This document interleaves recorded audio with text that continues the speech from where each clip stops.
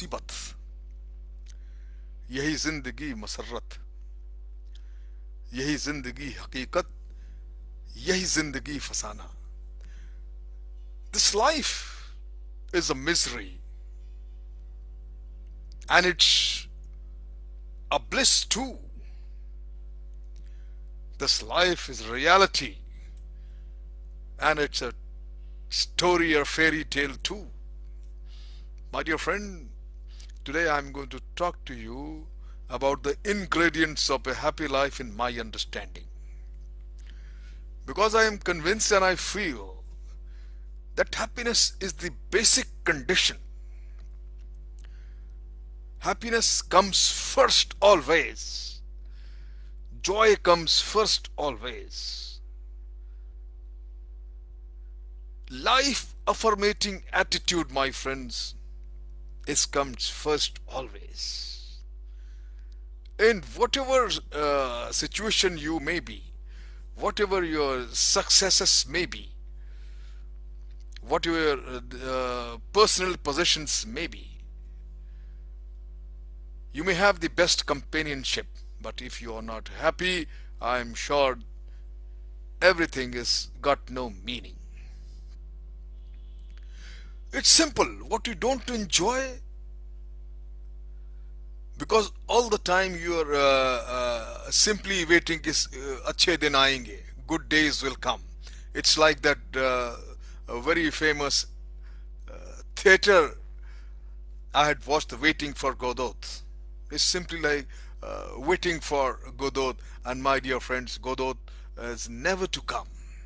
One simply keeps on waiting and wasting one's life. You're never going to get those ideal moments when you'll be truly happy.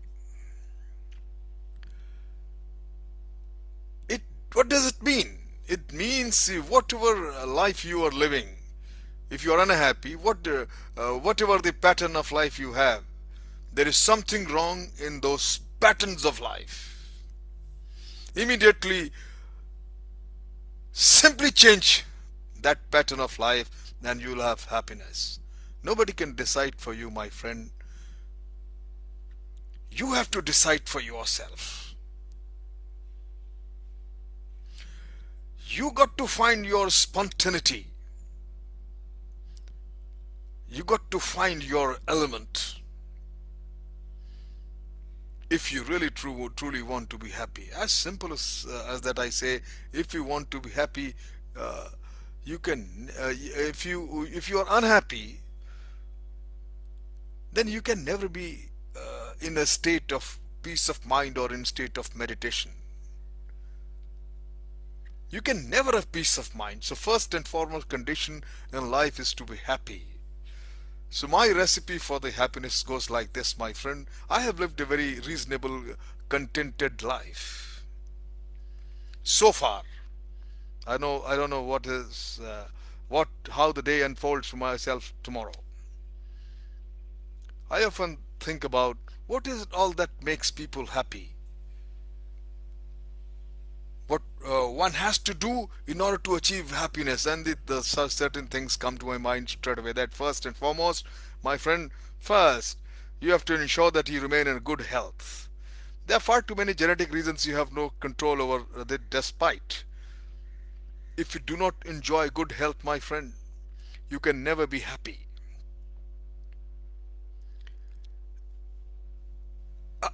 Whatever the ailment, howsoever trivial it may be, it will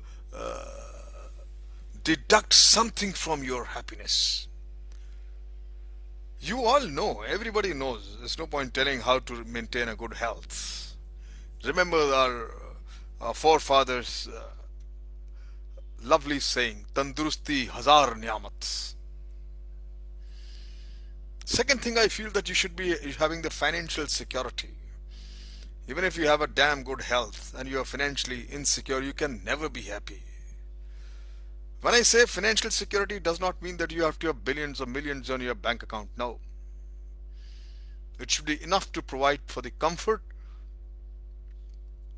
and there should be something to spare for your guest, for recreation, for eating out once in a while, going to movies, travel, holidays, in the hills or by the sea. Good enough. Shortage of money, my friend, can be demoralizing. Living on credit or borrowing is demeaning. It may not do anything, but it certainly lowers one's uh, self esteem in one's own eyes. Third factor, which is quite important but debatable, I feel. So far, people have been claiming that owning a house is one of the factor for happiness, what the rented house can never give you. But I have a different opinion. People said in olden days that rented places are can never give you the comfort or the security of a home. You should have a home that is yours to keep. But I, friend, nowadays this thought is that it to me it appears outdated. One of the philosophers has said very beautiful thing, and it made my forced me thinking that fools make houses for the wise men to live. These days, rented places are much more comfortable, cost efficient, and absolute tension free. The only thing one is to remember that should not land up in some fat where there's a welfare, the societies is there. These societies sometimes they come onto their nerves and they acquire such a godly status, you see, that the living becomes damn difficult. This is debatable. You leave it. Whether it is you own a house or you occupy a rented house, my friend, it's okay. You have, if you have a garden, little bit of open space, all the better. Plant your own trees and flowers and see them grow and blossom and cultivate a sense of kinship with these. You'll have an ultimate pleasure.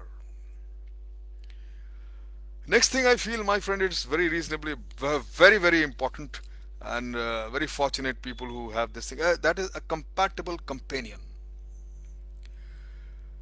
Up now, this understanding companion or compatible companion, uh, be it your spouse or a friend, if you have too many misunderstanding, it robs you of your peace of mind, my brother. It's better, I feel, if by any chance you do not have the compatibility and there is a everyday problems. It sounds very harsh, but I feel it's better to be divorced than to be quarreling all the time.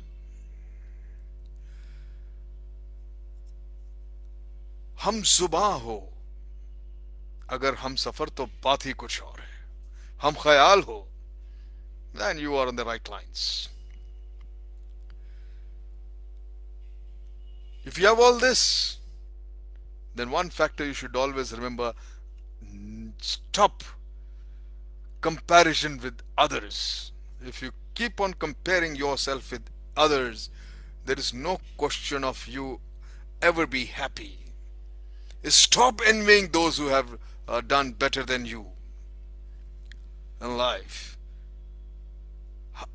Higher, they've gone higher than you. They have made more money than you. They have earned more fame than you. Envy, my friend, can be very corroding.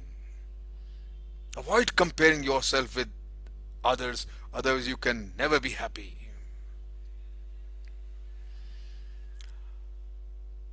Avoid, next point I feel that avoid negative people's or negative people's company.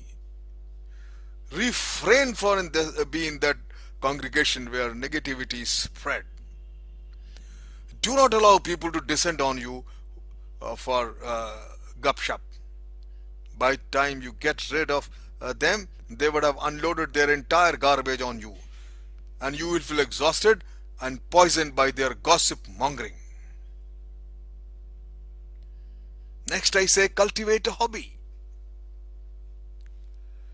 Cultivating a hobby or two that will fulfill your gardening, fulfill you absolutely, like gardening, reading, writing, sketching, painting, playing, or even listening to music. Poetry and literature is a higher mind's work. A common man can't indulge in this luxury. I'm convinced, my friend, going to clubs, parties, marriage parties, birthday parties, just to get all those who drinks get free drinks or free meals, or to meet some celebrities is magnanimous and a criminal waste of time. It's important to concentrate on something that keeps you occupied. I have many friends who spend entire day caring for. I know so many relatives even caring for dogs, giving them food, abandoned horses. You see, giving them medicines.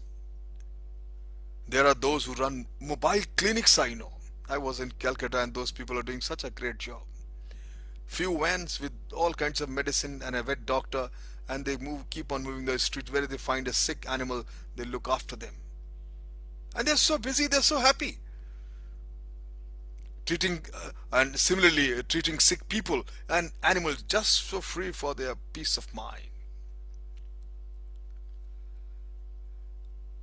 Next point I find, which is important for being happy, is devote some time for introspection every morning, afternoon, or evening, whenever it is comfortable, to 10 to 15 minutes to introspection. Give that, it's very important.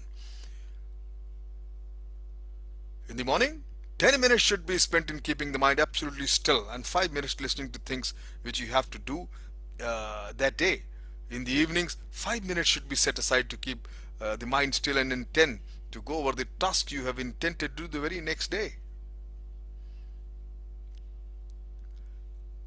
Another equally point I feel, that develop the temperament is such a manner that you reach to a state where you don't lose your temper ever. Just remember the most important four words formula of life: this too shall pass. Try not to be short tempered or vengeful. Even a friend has been rude, just move on, to carry on and live reasonably. Well, you don't have to be rich or be socially up there. Good health and some financial stability, my friend, are important, and nothing more. Beside these points, I something I would like to share, because I got superannuated or retirement so called. I finished 5 years. So I have seen some life of the retired people. To my suggestion for the retired people, in my understanding, the observation, and it's like this, that for remember, I've seen many retired people, elderly people suffering. So my observation comes like this: money is more helpful than children in olden days. Second, I advise all people, all retired personnel, work till your body permits. Sitting idle, whatever money you have is going to finish. The kind of inflation, the kind of things happening in the country, you will lose out. You will finish all your money. You have responsibility. Your children's going up. So, till the time your health permits, your body permits, continue working. Don't sit idle. That point I tell them. There are a lot of friends, lot of people I met. They are suffering in the house, and they, what is this? The society, the social. They want to maintain some social status. They don't tell your grievances, their problems to anybody, and they keep suffering inside the house, four walls of the house. So my observation is, be vocal in telling your true conditions to other. Don't feel shy. You will be better off. It's your life. Most of the people, they give in to the emotional bargains of their children, and they let go their finances, their property, and lose their financial freedom and suffer. My dear friends, I tell them, never ever hand over financial freedom to anyone in any emotional state. Never give up to any emotional blackmail to you of your children's. Just remember one cardinal principle: share happiness, not money, brother. You will be happy. Give it, go over these points I've discussed. Mull over it and evolve the recipe for yourself for your happiness. Thank you very much.